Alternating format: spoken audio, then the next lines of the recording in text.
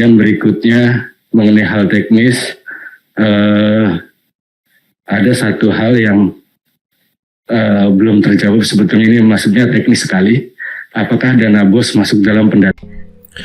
Bismillahirrahmanirrahim. Assalamualaikum warahmatullahi wabarakatuh. Halo rekan-rekan semua, kembali lagi dengan channel Usanologi. Baik, di kesempatan kali ini kami kembali akan berbagi informasi terbaru terkait dengan pendataan non ASN di tahun 2022. Karena di sini kami mendapatkan informasi yang diumumkan oleh BKN hari ini melalui media sosialnya Bapak Ibu. Oleh karena itu silakan simak video sampai selesai untuk mendapatkan informasi yang akan kami sampaikan di video ini. Namun seperti biasa kami ingatkan kembali bagi rekan-rekan yang baru pertama kali menemukan channel ini, jangan lupa untuk tekan tombol subscribe-nya dan aktifkan lonceng notifikasinya agar setiap kali mengupdate informasi-informasi terbaru seputar pendataan non ASN dan juga CSN di tahun 2022 rekan-rekan yang pertama kali mendapatkan notifikasinya. Baik Bapak Ibu, langsung saja pengumuman yang baru disampaikan hari ini oleh BKN itu di media sosial resmi BKN, yaitu melalui Twitter resminya, di mana pada hari ini itu menyampaikan kembali perihal informasi mengenai pendataan non ASN ini. Mana di sini tertulis, "Hai sobat BKN, pendataan non ASN itu segera dibuka bagi THK 2 yang terdaftar dalam database BKN dan pegawai non ASN yang bekerja pada instansi pemerintah yang memenuhi semua persyaratan."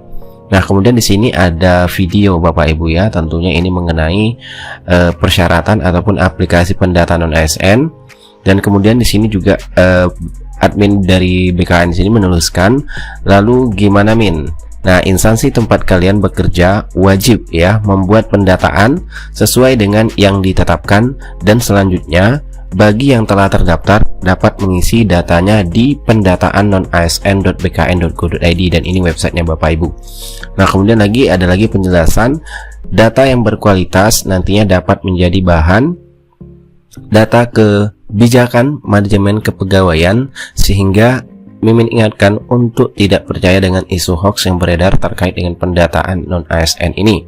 Nah, kemudian di sini juga dicantumkan link untuk buku petunjuk mengenai pendataan non ASN yang bisa Bapak Ibu juga download di website ini Bapak Ibu ya, yaitu di bagian buku petunjuk di sini. Nah, selanjutnya Bapak Ibu, untuk videonya bisa kita putar langsung saja Bapak Ibu untuk kita lihat terkait dengan informasi yang disampaikan BKN melalui dalam bentuk videonya Bapak Ibu ya. Kita perbesar terlebih dahulu.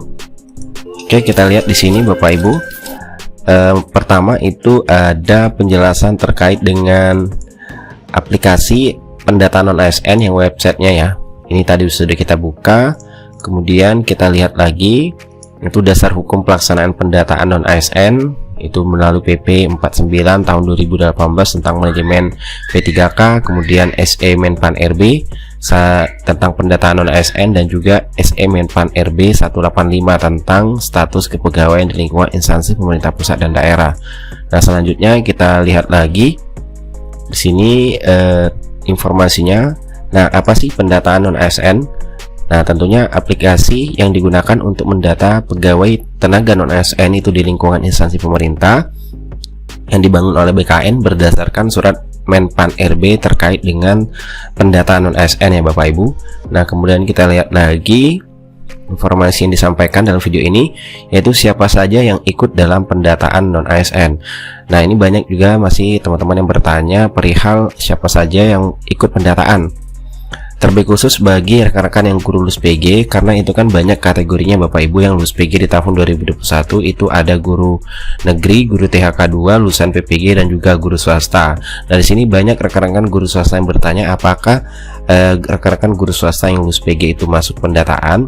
Nah, kita lihat di sini Bapak Ibu, siapa saja yang ikut dalam pendataan non ASN itu adalah THK 2. Ya, THK 2 yang terdapat dalam database BKN dan pegawai non ASN yang telah bekerja pada instansi pemerintah. Jadi bagi rekan-rekan yang lulus PG guru swasta di tahun 2021 khusus untuk P3K guru itu tidak masuk ke dalam pendataan ya Bapak Ibu, termasuk juga yang lulusan PPG. Jadi untuk pendataan ini khusus untuk yang bekerja di instansi pemerintah Bapak Ibu, baik yang lulus PG P3K 2021 maupun yang belum lulus PG P3K 2021, kalau memenuhi syarat itu wajib masuk pendataan Bapak Ibu. Nah, kemudian kita lihat lagi informasi selanjutnya. di sini tertulis syaratnya. Nah, ini syarat yang harus rekan-rekan ketahui terkait dengan pendataan non-ASN ini. Yang pertama adalah mengenai honorarium atau pembayaran langsung menggunakan itu APBN, yaitu instansi pusat, kemudian APBD instansi daerah, kemudian bukan melalui mekanisme pengadaan barang atau jasa individu ataupun pihak ketiga ya Bapak Ibu. Nah, kemudian yang kedua itu diangkat paling rendah oleh pimpinan unit kerja, tentunya ini SK Bapak Ibu ya. Kemudian juga telah bekerja paling singkat selama 1 tahun pada tanggal 31 Desember 2021. Nah, kemudian wajib masih aktif bekerja sampai periode pendataan tenaga non-ASN di instansi tersebut. Nah, di sini ini wajib ya, berarti subjek untuk pendataan ini adalah tenaga non-ASN yang aktif sampai sekarang Bapak Ibu. Nah, kemudian usia, dari segi usia di sini yaitu 20 tahun paling rendah dan paling tinggi 56 tahun pada 31 Desember 2021 Bapak Ibu. Nah, terkait dengan untuk yang sumber gaji guru honorer yang sumber gajinya dari dana BOS, itu sudah kita juga dapatkan dari hasil sosialisasi pendataan non-ASN kemarin Bapak Ibu kita dengarkan. Itu dari Kemenpan RB menjelaskan bahwasanya yang sumber gaji dana BOS itu juga masuk ke dalam pendataan, dan nanti kita putarkan lagi video penjelasannya Bapak Ibu. Nah, kemudian di sini kita lanjut lagi di video yang diupload oleh BKN ini. Informasi yang bisa kita dapatkan selanjutnya adalah mengenai alur proses pendataan. Ini sudah kita sampaikan di video sebelumnya juga Bapak Ibu, silahkan dilihat mana untuk tenaga non-ASN nanti bisa melakukan pendaftaran pendataan non-ASN apabila sudah didaftarkan oleh admin atau operator instansinya Bapak Ibu. Oke, selanjutnya kita lihat lagi penjelasan ataupun informasi yang ada di video yang diupload oleh BKN. Nah, ini adalah nanti tenaga non-ASN itu wajib ya melakukan registrasi akun dan pendaftaran pada pendataan tenaga non-ASN yang bertujuan untuk, nah ini tujuannya Bapak Ibu nanti melakukan registrasi tersebut, yaitu mengkonfirmasi keaktifan sebagai tenaga non-ASN, kemudian melengkapi atau menyesuaikan data yang diinput oleh admin atau operator instansi, kemudian melengkapi riwayat kerja sebelumnya.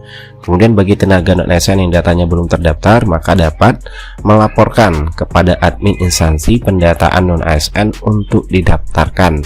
Nah, ini tujuan dari pendataan non-ASN ataupun ketika Bapak Ibu melakukan registrasi pembuatan akun ya. Nah, selanjutnya kita lihat lagi informasi yang kita dapatkan dari video tersebut. Nah, untuk pendataan ya, pendataan itu dimulai dari saat ini hingga 30 September 2022 prafinalisasi dan finalnya 31 Oktober 2022 itu di aplikasi pendataan non-ASN Bapak Ibu. Nah, untuk lebih jelasnya juga sudah kita bahas ya di video sebelumnya terkait dengan timeline pendataan, silahkan dicek di video sebelumnya Bapak Ibu sudah kita upload. Dan pastikan Bapak Ibu silakan mencek website atau portal pendataan non-asn.bkn.go.id ya Bapak Ibu. Ini adalah tampilan dari portal pendataan non-ASN di tahun 2022 yang tentunya nanti Bapak Ibu gunakan untuk membuat akun ya, untuk membuat akun atau registrasi pendataan non-ASN ini. Kemudian Bapak Ibu juga bisa melihat ya tentang pendataan non-ASN ini perihal Surat Menteri Pendayagunaan Aparatur Negara dan Reformasi Birokrasi Republik Indonesia yang bisa Bapak Ibu download di sini Bapak Ibu.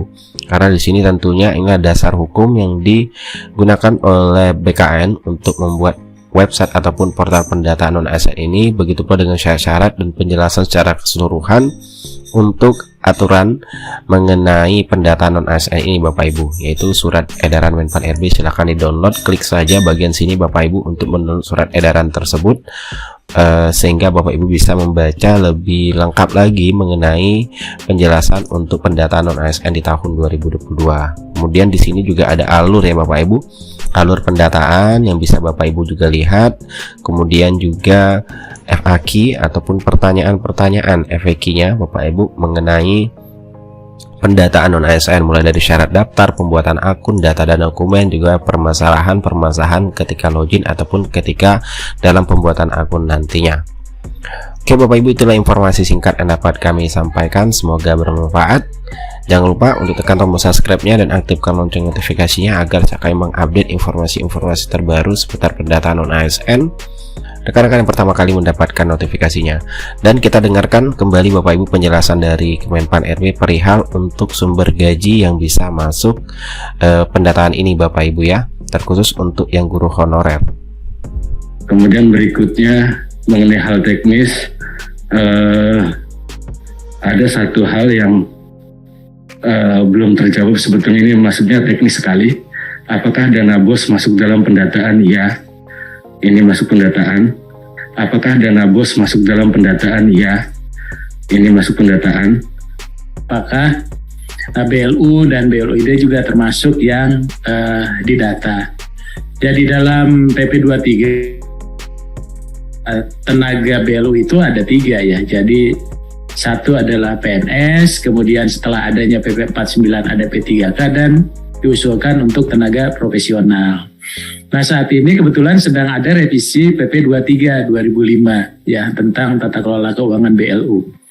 Nah nanti itu Bapak Ibu sekalian tidak perlu dimasukkan dulu, kami sudah bersepakat dengan BKN, tapi nanti ketika ada keputusan untuk penentuan tadi jenis kepegawaiannya di dalam revisi PP itu, nanti kita akan buka kembali untuk bisa menginput data teman-teman yang ada di BLU. Jadi barangkali itu kalau Mas Surya ya kaitan dengan pertanyaan dimasukkan atau tidak ya. Saya kira itu ya.